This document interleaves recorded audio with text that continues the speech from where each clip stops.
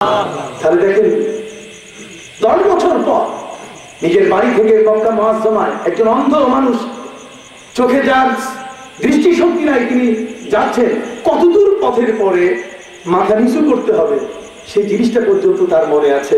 তাহলে কত বড় একজন স্মৃতিশক্তি সম্পন্ন মেধাবী মানুষ। এই 6টি হাদিস গ্রন্থের মধ্যে 2টি গ্রন্থ জামে, তার মধ্যে একটি হলো বুখারী আর আরেকটি হলো তিরমিজি।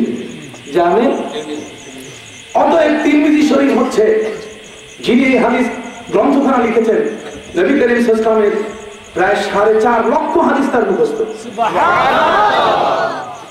ইমাম তিরমিজি রহমতুল্লাহি আলাইহি তার তিরমিজি শরীফের 2য় খণ্ড 203 পৃষ্ঠা।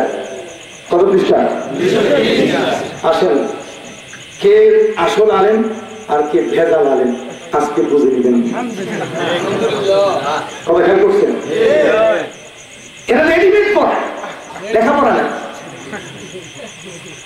রেডিমেড পড়ে, 2 নম্বরই পড়ে পাস করছে, কিতাব পড়ে নাই, মিলাদুন নবী নাই, বলছে এটা ইহুদিদের উৎসব।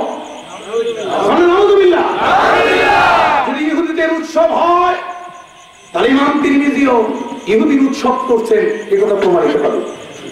অথচ দুনিয়ার কোন মানুষ ইমাম তিরমিজির সম্বন্ধে যদি এমন কথা বলে গলা ছিঁড়ে নেবে পুরা। কথা বুঝতে পারছেন?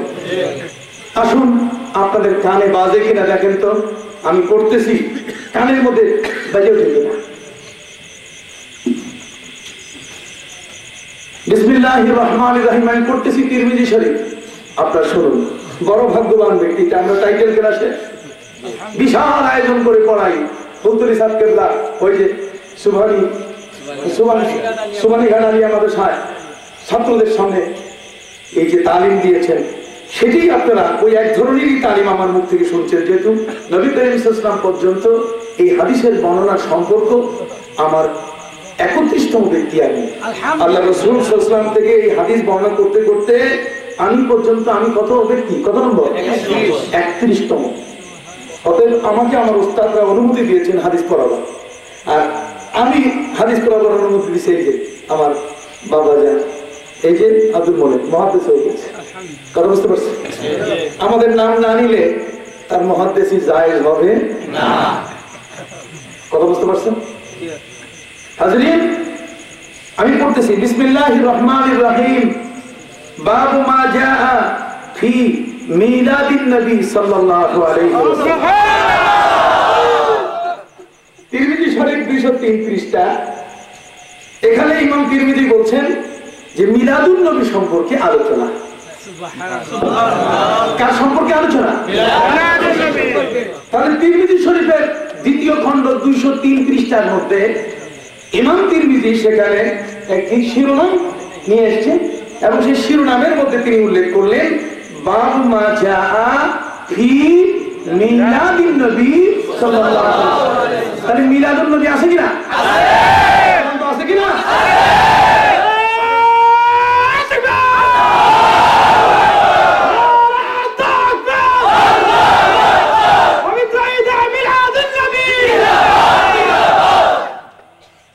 তাহলে মিলাদুন নবী আছে, আছে কিনা? হাত উঁচু করে বলেন আছে কিনা? মিলাদুন নবী এটা ইহুদিদের উৎসব।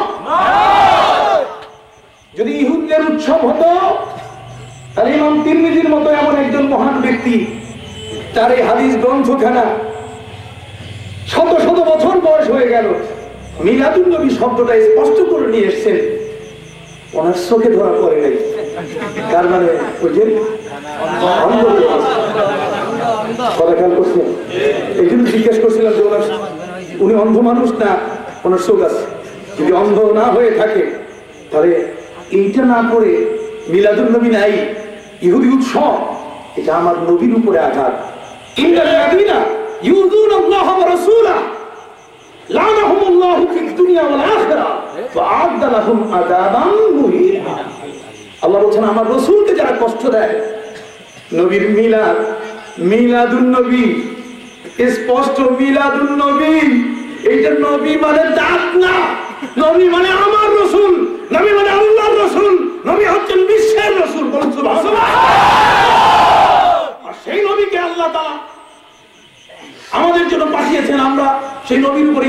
কিভাবে? রাসূল শিখিয়ে দিয়েছেন রাদিতু বিল্লাহি রাব্বা ওয়া বিল ইসলামে দীনা ওয়া বিমুহাম্মাদিন সাল্লাল্লাহু আলাইহি ওয়াসাল্লাম নবিয়্যা। মুহাম্মদকে আল্লাহ নবী হিসেবে পাঠিয়েছেন। তার নবী মানে দাঁত কোথায়? নবী মানে দাঁত আছে? এই ব্যক্তির ওয়াজ শোনা জায়েজ না। ঘোষণা দিয়ে গেলাম যে নবীর শব্দের অর্থ দাঁত বলে, বলুন না, যে নবী শব্দের অর্থ কি বলে? দাঁত বলে। সে জ্ঞানের অন্ধ, আরবি সম্বন্ধে তার কোন নলেজ নাই, আরবি ভাষা সম্বন্ধে যার নলেজ নাই সে ওই ইংরেজের মতো তাকে কোন শব্দ প্রয়োগ করতে হবে সেই প্রয়োগ সে জানে না। প্রয়োগ না জানার কারণে আজ এই ধরনের একটি কথা তার দ্বারা বলা সম্ভব হয়েছে। আমাদের কলিজা কেঁপে উঠে। পবিত্র কোরআন তার অর্থ হয় যেমন নাবিয়ানা, এর অর্থ কুত্তার দাঁত। আপনাকে এটা পাইছেন? কুত্তার দাঁত, কুত্তার দাঁত হইতে গেলে জানাবিন হইতে হবে বা জু নাবিন হইতে হবে, বানান ভিন্ন। এটা নাবিয়ানা। আল্লাহু আকবার। একটা মানুষ পথভ্রষ্ট হয়ে গেলে, একটা মানুষ ধর্ম থেকে বিচ্যুত হয়ে গেলে তার ভাষা কত খারাপ হয়ে যায়।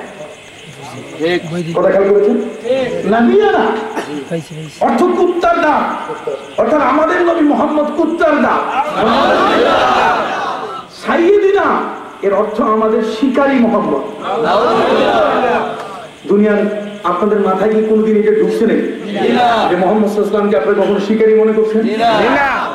পাগলের প্রলাপ যা আমরা কখনো চিন্তা করি না, উনি আমাদের মগজের মধ্যে এটা ঢুকাই গেলেন।